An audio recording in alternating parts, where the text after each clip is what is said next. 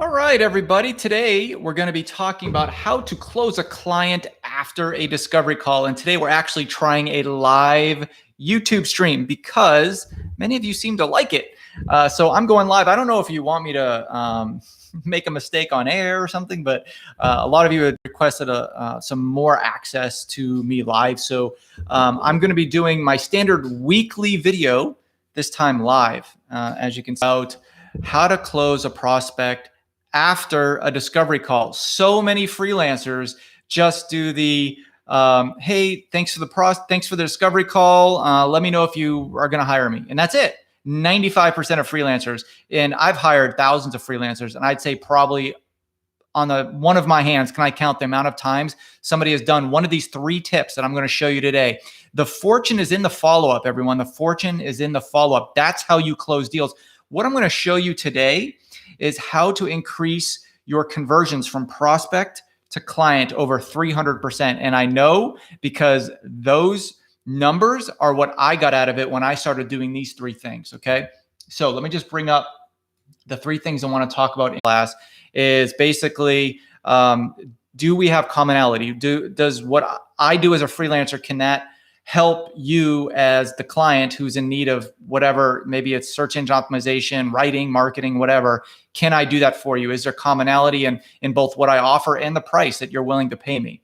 That's what the purpose of the discovery call is. And we talk about that in Freelancer Masterclass, the whole concept and theory behind a discovery call and how to really master it. But the purpose of this video is after the discovery call, okay? And by the way, since we're live, we have the added advantage. You can just say what you want in the chat box here, within reason, and then just ask me any questions and I can answer them on the fly. I think that's one of the reasons why you guys asked me to do things live, because you have questions for me, which is fine.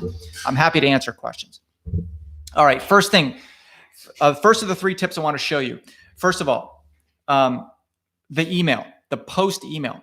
After you get off a discovery call with a client, I know it takes time, but I'm telling you, this is what's going to separate you from the other freelancers they're interested in interviewing, is prospects will hear something and interpret it differently than you, or they'll just miss something altogether.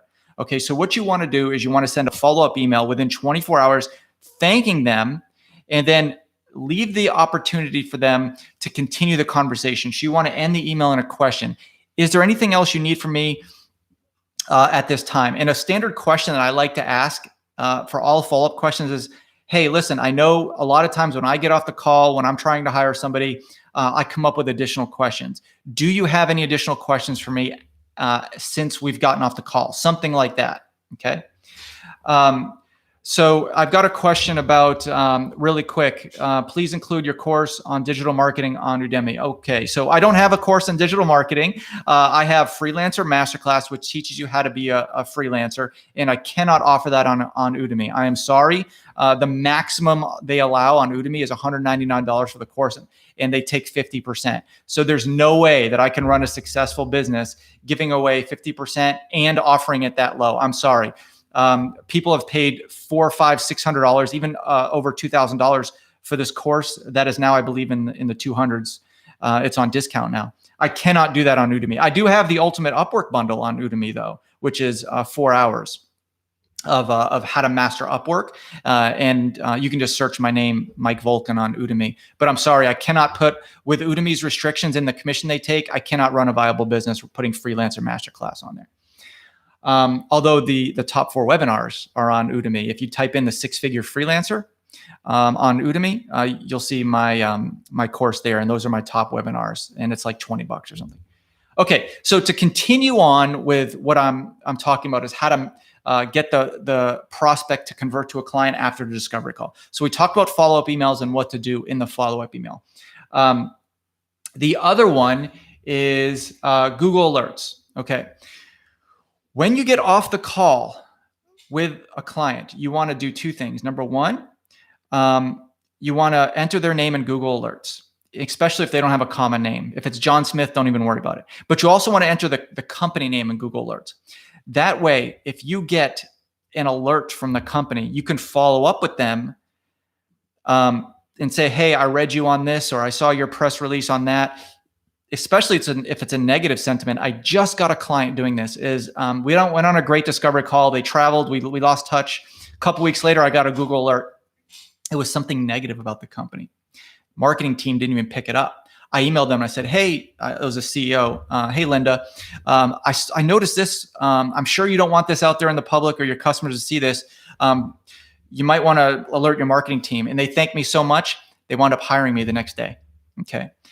So whenever you're in the know of what the company is doing online or being mentioned, somebody's mentioning them company online, always let the team know just that you have their back.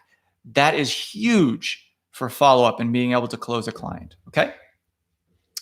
Another thing you want to do is, the last thing, the third thing, social listening. So along the lines with Google Alerts, which alerts you on the web if the company name or the person's name is mentioned, you want to do that on social too. So follow them on social media, comment on their posts, like their posts. That way, again, they know you have their back and you're interested in working with them in the future.